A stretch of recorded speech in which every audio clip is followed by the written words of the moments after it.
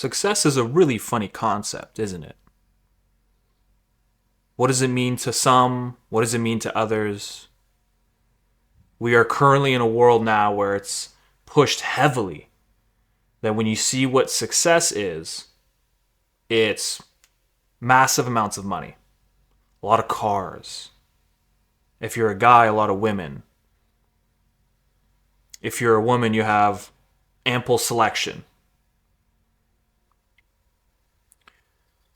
And we see a lot of parodies of masculine and feminine behavior, parodies of it, exaggerations of it. And we get stuck in a place where we're wondering, what does it even mean anymore? Part of you knows, but then you have the ego that calls forward and says, well, maybe that's what I have to do. Now, I'm here to say that you don't need those things. You need them in the base amount of what are the essentials you need. You need your means covered. You want someone who's going to love you. You want to have friends who admire you, and vice versa. You admire them and you love them. But then having an abundance, an obnoxious amount, in my belief, it is simply just the ego trying to manifest itself as much as possible in response to the pain that you're feeling in the unconscious realm. We deal with all sorts of complexes. Mother complexes, father complexes. All sorts of different styles of them. And they all contain within them stories and charged emotion. And oftentimes, in our day-to-day life, we feel we need to suppress and control and push them down to move forward, to be tough. But in doing so, we are splitting and separating from the person you are internally, from the person you are trying to have other people see. And the reason why success, if you've started to achieve it from a financial perspective, from a biological selection process of people, you get to pick a lot of people to sleep around with, whatever, and you find that that's just not doing it for you. But why? Why isn't it doing it for you? Well, the reason it's probably not doing it for you is because the ego simply uses the external as a way to bandage and soothe temporarily the pains that you're feeling internally. That's what it's trying to do, trying to protect and soothe. Oftentimes it soothes in ways that aren't in good service to us. And so we think, well, I got to achieve more. I got to achieve more. And you find the bigger the house gets, the smaller you get. You feel smaller and smaller as your environment gets bigger and bigger. But when you integrate the self, the soul, with the ego, you will feel within an instant moment that some of the things you've done are not needed. You don't need them in your life.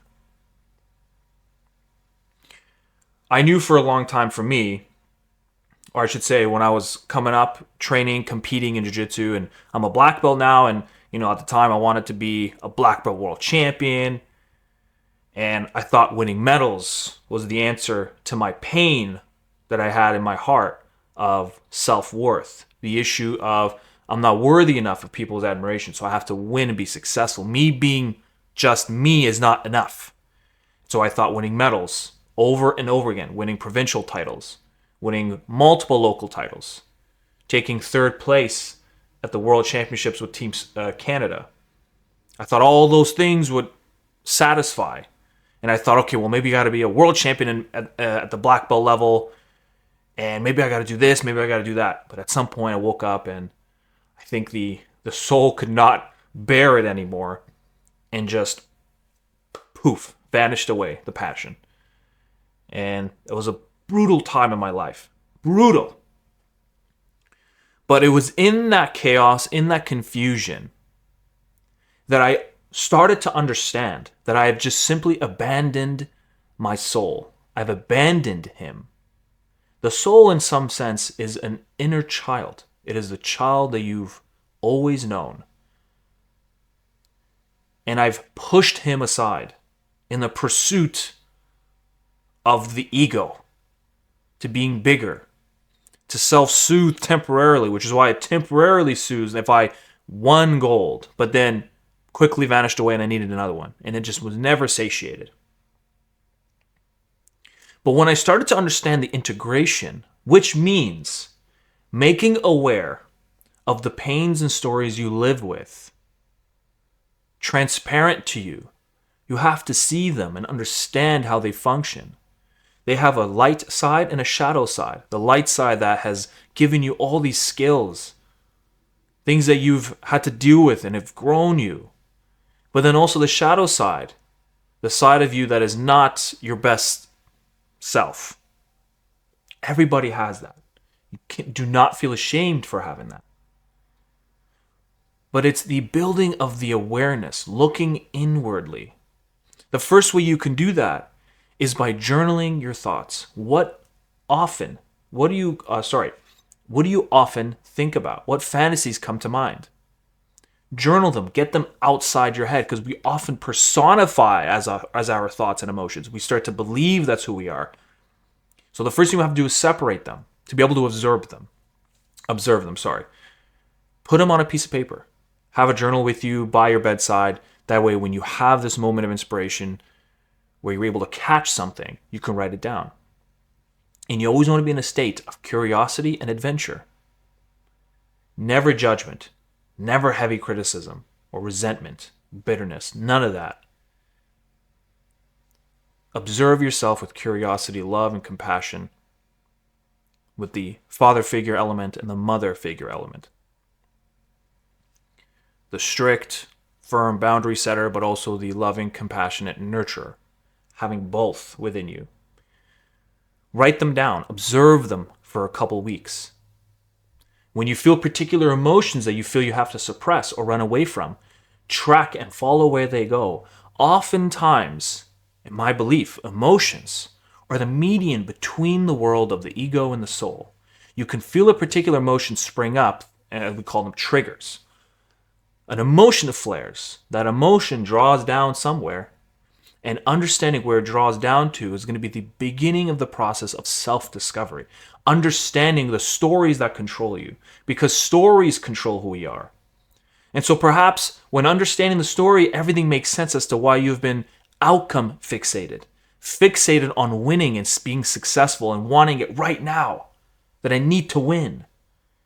Because if I get there, I can finally be out of the misery I'm in today. But it's a mirage. The closer you get to it, it either disappears or it moves farther and farther away. For me, it disappeared. I moved closer to it and it vanished. And then I said, well, what the heck? What am I supposed to do? Because everything is within you. When you align those two through journaling, understanding your emotions, what emotions are you suppressing, pushing to the side, tracking down where they go, finding that complex that you live with in the unconscious, the stories, the trauma that is containing it, understanding its light side, the elements of you that it's brought you, maybe your strength, your resilience, your compassion. Maybe it was a particular skill it's helped you develop. But at the same time, what dark elements has it brought to you? Maybe it's brought you aggression, resentment, frustration, sadness. What is its combination?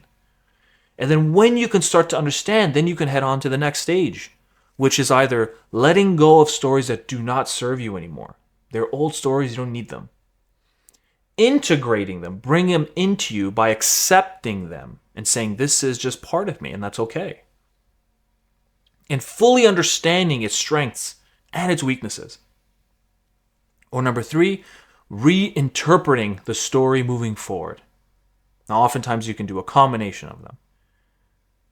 But now no longer are you the person who is self-loathing and feeling like a waste because people don't find you worthy anymore. Instead, you started to think, I'm going to use this pain so that other people do not feel this injury. That I can provide to them this environment of self-worth.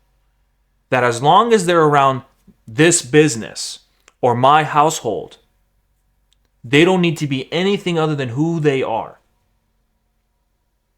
And when you unionize the two of the soul and the ego, that relationship will be the most beautiful relationship you experience in your entire life, and everything else will just manifest and express it even further. And then you want to begin that snowball effect. As you start to grow within and understand and connect and see how your thoughts and memories and everything interconnect with each other, there's no more fog within your vision looking inward. Once that happens, everything starts to compound in the outside. You're going to want to compound them. Snowball everything. That everything you start to do will just simply manifest your expression of the soul more and more and more. If this resonated with you and you want to take it a step further, go ahead and click that button below. It'll send you over to my website where you can actually sign up to my monthly newsletter, and I'm going to send you a 3-step identity rebuilding guide that I developed to give you a toolkit to navigate this process.